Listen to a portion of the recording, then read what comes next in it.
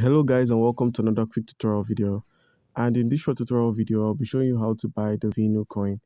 It's quite easy to get this done. Open up your browser, and once your browser is opened up, you're logged on to coinmarketcap.com. The link would be in the description of the video. Now, the web page we're looking at is for Vita Inu, also known as Vinu.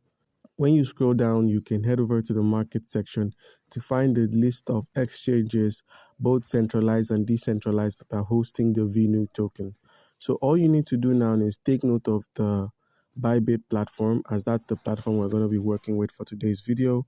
Take note of the Bybit platform, take note of the 24-hour trading volume, and also the price, as well as the trading pair. So it's Vinu USDT on Bybit. So simply minimize and make sure you've installed your Bybit mobile application. Once the Bybit has been installed, simply click on it and make sure you have a verified account. If you do not have an account on Bybit, by using our link in the description of this video, you stand a chance to claim 5,030 USDT worth of welcome gifts and bonuses when you register and verify your account. So guys, with a verified account, how can you get some Vinu? It's quite easy to get that. Head to the assets menu at the bottom right corner of the screen. Once there, where we have the deposit icon, click on the deposit icon here. And now you're met with the option to deposit either crypto or fiat. So by clicking on buy with NGN, which would then be in your local currency like Euro, GBP, pounds, you could simply click on buy, and you'd be buying with your MasterCard, your Visa card, any of your credit cards that you have. You'd be using that to buy some USDT. So once you've been able to purchase USDT using your card, it would then be deposited in your funding wallet.